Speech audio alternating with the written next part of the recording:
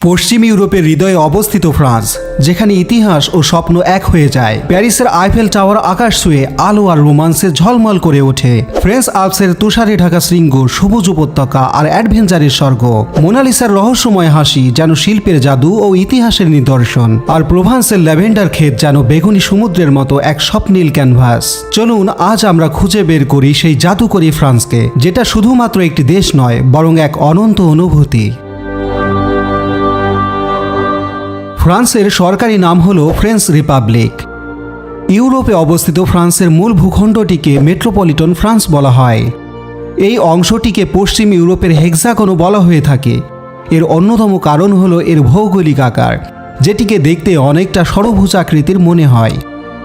এর উত্তর পূর্বে বেলজিয়াম ও লুক্সেমবার্গ, পূর্বে জার্মানি ও সুইজারল্যান্ড, দক্ষিণ পূর্বে ইতালি এবং দক্ষিণে স্পেন ও ভূমধ্যসাগর অবস্থিত। এছাড়া ইউরোপের বাইরে অবস্থিত ফ্রান্সের মালিকানাধীন 13টি অঞ্চল রয়েছে, যেগুলো বিভিন্ন দেশের পাশে এবং মহাসাগরের মাঝে দ্বীপ হিসেবে ছড়িয়ে রয়েছে। ফ্রান্স 1803 সালে লুইসিয়ানা প্রদেশটি যুক্তরাষ্ট্রের কাছে বিক্রি করেছিল মাত্র $15 মিলিয়ন দিয়ে, যার আয়তন ছিল 1,35,651 বর্গ কিলোমিটার।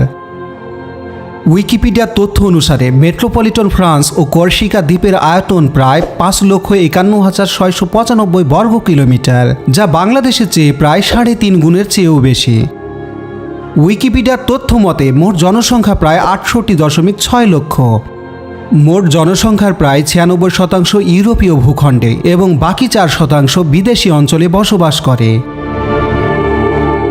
ফ্রান্স একটি ধর্মনিরপেক্ষ দেশ, অর্থাৎ এখানে রাষ্ট্রীয় ধর্ম নেই।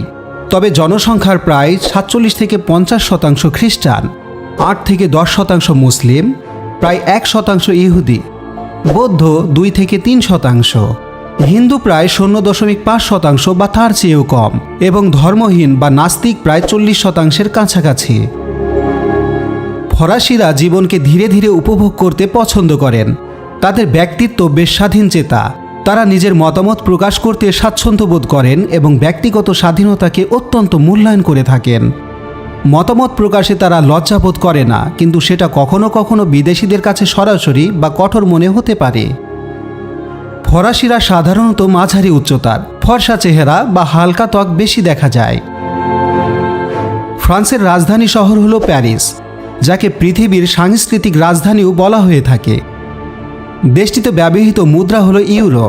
ফ্রান্স ইউরো মুদ্রা ব্যবহার করার অন্যতম কারণ হলো এটি ইউরোপীয় ইউনিয়নের সদস্য এবং সেনজেনভুক্ত একটি অন্যতম দেশ। ফ্রান্সে রয়েছে বিশ্ববিখ্যাত সৌন্দর্যময় ও নান্দনিক অনেক স্থাপনা। এর মধ্যে অন্যতম হল আইফেল টাওয়ার, ফ্রান্সের সবচেয়ে পরিচিত প্রতীক, আলো ও রোমান্সের শহর, যা প্যারিসের হৃদয়ে দাঁড়িয়ে আছে। 1889 সালে নির্মিত এই লৌহ টাওয়ারটি 300 মিটার উঁচু এবং দর্শনার্থীদের জন্য অসাধারণ ভিউ প্রদান করে।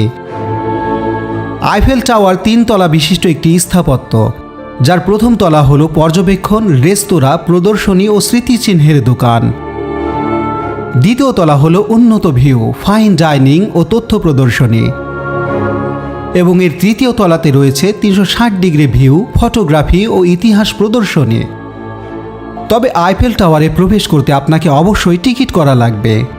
উপরের তলা থেকে পুরো প্যারিসকে দেখে মনে হয় শহর যেন হাতের নাগালে। রাতে যখন হাজার হাজার বাতি জ্বলে ওঠে, পুরো শহর জাদুর আলোয় ভরে যায়। টাওয়ারের নিচে দাঁড়িয়ে ফটো তোলা এবং আশেপাশের উদ্যানের মধ্যে হাঁটাহাঁটি করা যেন এক স্বপ্নের অনুভূতি। প্রতি বছর হাজার হাজার মানুষ বিশ্বের বিভিন্ন প্রান্ত থেকে ছুটে যান আইফেল টাওয়ার দেখতে ও তার সাথে ছবি তুলতে। এরপর রয়েছে ফ্রান্সের বিশ্ববিখ্যাত লুভর মিউজিয়াম। ফ্রান্সের প্যারিসে অবস্থিত বিশ্বের সবচেয়ে বিখ্যাত ও বৃহত্তম শিল্পকলা সংগ্রহশালা। 1270 সালে এটি দুর্গ হিসেবে শুরু হলেও এখন এটি প্রাচীনকাল থেকে আধুনিক সময় পর্যন্ত অসংখ্য চিত্রকলা, ভাস্কর্য এবং ঐতিহাসিক নিদর্শন সংরক্ষণ করে থাকে। মোনালিসা থেকে শুরু করে ভিক্টোরিয়ান শিল্পকলা পর্যন্ত প্রতিটি প্রদর্শনী বিস্মিত করে সকলকে। বিশ্ববিখ্যাত মোনালিসা হল লিওনার্দো দা ভিঞ্চির বিখ্যাত চিত্রকলা, যার রহস্যময় হাসি এবং চোখের অনন্য অভিব্যক্তির জন্য পরিচিত। চিত্রকলার চোখ যেন সবসময় দর্শককে অনুসরণ করে এবং হাসিটি কখনো স্পষ্ট আবার কখনো লঘু মনে হয়, যা দেখার সঙ্গে সঙ্গে কৌতূহল ও মুগ্ধতা জাগায়। এই মিউজিয়ামের সামনে চোখে পড়বে গ্লাস পিরামিড, যা শুধুমাত্র প্রবেশপথ হিসেবেই সৌন্দর্যই নয়, বরং আধুনিক স্থাপত্য ও ঐতিহ্যের এক নিখুঁত নিদর্শন। এছাড়াও রয়েছে অন্যতম মন্ট সা মিশেল। ফ্রান্সের নরমান্ডি উপকূলে অবস্থিত মন্ট সা মিশেল একটি জাদুকরী দ্বীপ ও মধ্যযুগীয় স্থাপত্যের এক অনন্য বিস্ময়। ইতিহাস অনুযায়ী 708 খ্রিস্টাব্দে আভারাঞ্চের বিশপ অবের্থ এক স্বপ্নে দেখেন যে স্বপ্নে আর্ক অ্যাঞ্জেল মাইকেল তাকে নির্দেশ দেন সমুদ্রের মাঝে এই পাথুরে দ্বীপে একটি মঠ নির্মাণ করতে। সেই নির্দেশ পালন করতেই দ্বীপের চূড়ায় প্রথম ছোট একটি গির্জা তৈরি করা হয়, যা পরে ধীরে ধীরে বিশাল অ্যাবে অফ মন্ট সেন্ট মিশেল এর রূপ নেয়। সমুদ্রের মাঝে উঁচু পাহাড়ের চূড়ায় গড়ে ওঠা এই দুর্গ সদৃশ অ্যাবে দূর থেকে যেন কোনো রূপকথার রাজপ্রাসাদ মনে হয়। জোয়ারের সময় দ্বীপটি চারদিকে পানিতে ঘেরা থাকে, আবার ভাটা নামলে রাস্তা দিয়ে হাঁটতে হাঁটতে প্রবেশ করা যায়। এই প্রাকৃতিক বৈশিষ্ট্যই একে রহস্যময় করে তুলেছে। এরপরে অবস্থিত ফ্রান্সে ঐতিহ্যবাহী কোতো দ্য লাজুর বা ফ্রেঞ্চ রিভিয়েরা। ভূমধ্যসাগরের নীল জলরাশি আর পাহাড়ি প্রাকৃতিক সৌন্দর্যের মিলনস্থল এই ফ্রান্সের দক্ষিণ উপকূলকে বলা হয় ইউরোপের স্বর্গভূমি। এখানে ঝকঝকে সোনালী বালুকাবেলা, বিলাসবহুল রিসোর্ট, আঙ্গুর ক্ষেত আর অপরূপ প্রাকৃতিক দৃশ্য একসাথে মিলিত হয়ে এক স্বপ্নীল পরিবেশ সৃষ্টি করেছে। মোনাকো কিংবা সেন্ট ট্রোপেজ, প্রতিটি শহরই যেন তার নিজস্ব আকর্ষণে ভরপুর। এছাড়া রয়েছে পৃথিবীর অন্যতম প্রাকৃতিক সৌন্দর্যের প্রোভান্স অঞ্চল।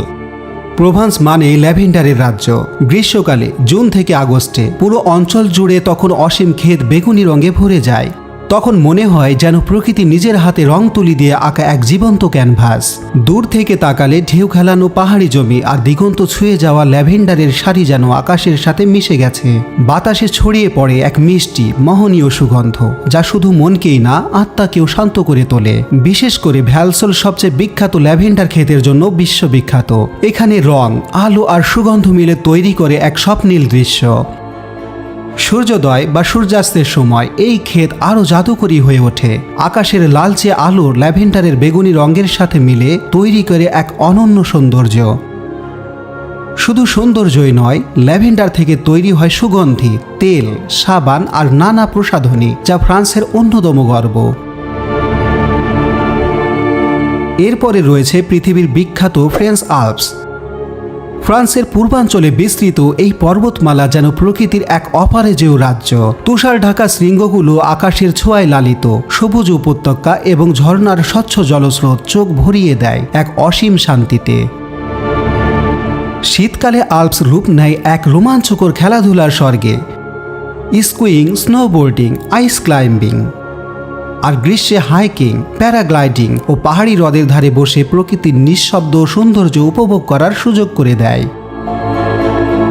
চূড়ার শৃঙ্গে দাঁড়িয়ে থাকা মন্ট ব্লঙ্ক দর্শককে মুগ্ধ করে, যেন সব কোলাহলের বাইরে এক নিখুঁত শান্তি ঘেরা থাকে। পাহাড়ি গ্রাম, রিসোর্ট আর স্থানীয় খাবারের স্বাদ ভ্রমণকারীর অভিজ্ঞতাকে করে তোলে জীবনের এক স্মরণীয় অধ্যায়। ফ্রেঞ্চ আল্পস শুধু ভ্রমণের গন্তব্যই নয়, এটি একটি রোমান্স, স্বপ্ন এবং প্রকৃতির জাদুর মিলন মেলা, যা শোনার সঙ্গে সঙ্গে হৃদয় কাঁপিয়ে তোলে। ফ্রান্সের অর্থনীতি। ফ্রান্স ইউরোপের অন্যতম শক্তিশালী অর্থনীতির দেশ, যেখানে কৃষি, উৎপাদন, পরিবহন, বিমান ও যন্ত্রাংশ, প্রযুক্তি ও পর্যটন মূল ভূমিকা পালন করে থাকে। ফ্রান্সে বসবাস ও জীবনযাত্রার ব্যয় সাধারণত অতি উচ্চ হয়ে থাকে। বড় শহরগুলোতে যেমন প্যারিস, লিও, মার্সেইতে জীবনযাত্রার মান অতি উচ্চ এবং ব্যয়বহুল। এখানে বাসস্থান, পরিবহন, স্বাস্থ্যসেবা ও শিক্ষার মান তুলনামূলকভাবে অনেক ভালো।